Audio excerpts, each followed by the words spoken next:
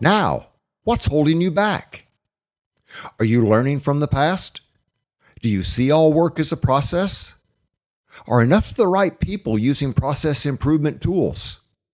Are you engaging a high percentage of your people? Can you find time for improvement? Now, what's holding you back? We ended our discussion of making a transition to a process excellence culture by talking about the need for process success ownership and the need for work systems that encourage versus discourage the use of new ideas and tools. Most performance improvement efforts fail to be sustained over time because management simply provides new tools and some training on the usage of those tools. They fail to change or install the work systems that are needed to effectively support and encourage the use of these new tools and training over time.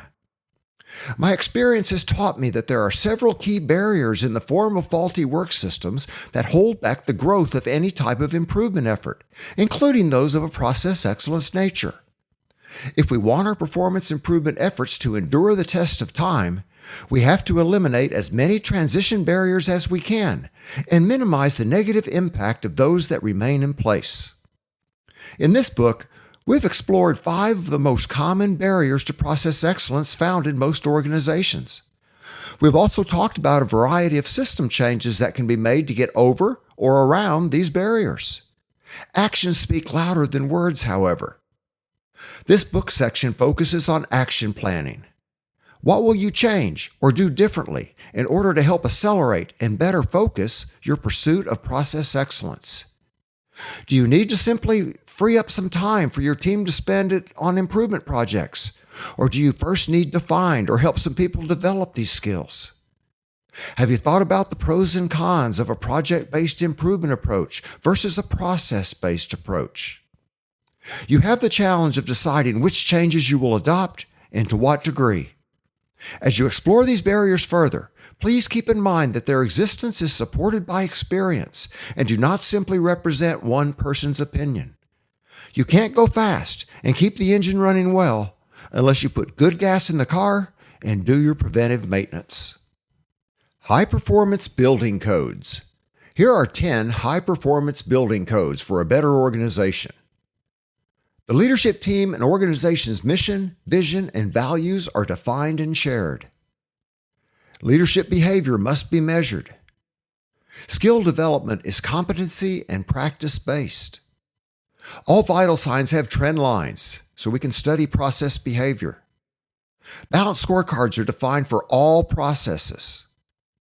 Every process owner captures key transaction counts daily. Safety, quality, cost, and people gauges are a part of all dashboards. All work teams are involved daily in process analysis and improvement. Errors, defects, and failures are tracked daily for all processes. Cross-functional project teams are used to drive innovation and step change. Well, we've covered a lot of ground over these pages. We've explored the downside of failing to learn from our process improvement past. We looked at why it's critical to see all work as a process and for all people to learn and use process improvement tools as part of their job. The impact that low levels of employee engagement can have on your pursuit of process excellence was explored. Finally, we identified finding time for improvement as one of the key leverage points for accelerating your pursuit of process excellence. The downside is that we've covered much more in these pages than you can immediately implement. This means you have to make some choices about where you should start. You made some key choices as part of these exercises at the end of each chapter. Reviewing this work is suggested as an initial jumping-off point. Whenever an organization that is interested in pursuing process excellence asks me where I think they should start, I give them a list of the 10 things shown above, the 10 high-performance building codes. In some cases, they've already done some of these things. In other cases, they have yet to define even their leadership team or reach consensus on what the mission, vision, and values of their organization are. In summary, to become a high-performance workplace, you have to engage a high percentage of your people on a consistent basis and in a meaningful way. Plus, you have to consistently define, measure, analyze, and strive to improve essentially all of your key work processes, not just those on the front lines. Achieving these two goals does not happen by chance, however. If you want different results, you have to change the work systems that are currently holding you back. Process excellence is a worthy pursuit. I've personally witnessed the impact that having high-performance work systems has on both internal and external customers. For example, hospitals that have received the Baldrige Award are great places to work and be cared for by. If you don't believe me, take the time to visit one or more of them. You won't be disappointed. 3 improvement rate factors. How many people should we engage, and how should we engage them? How much time should be invested, and by whom? Which processes will we approach, and how well designed are they? Can you remember how graphic equalizers used to be manually adjusted before fuzzy logic did it for us to control the amount of bass, mid-range, and treble there was in the music coming out of our stereos?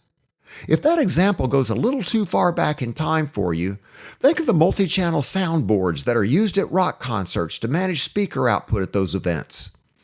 Each block in the above diagram can be thought of as a slider on the equalizer or soundboard. Our job as leaders is to find the optimum set of slider settings that will give us the process excellence results we desire. In the simplest sense, it's all about people using tools to improve things. The tasks we do each day are what we're trying to improve or eliminate. These tasks are the processes we own. Project-based improvement efforts, however, may take years to affect the processes you own, while selecting a process-based approach immediately begins looking at improving all key tasks. The desired setting for the approach slider is yours to set. Many are choosing to go the safer but slower project-based route, and often on only a pilot basis. They look at selected business units, sites, or departments. Who owns your work processes, and which process owners will you involve? Ideally, we place our people setting on 100%, but that is easier to say than truly do.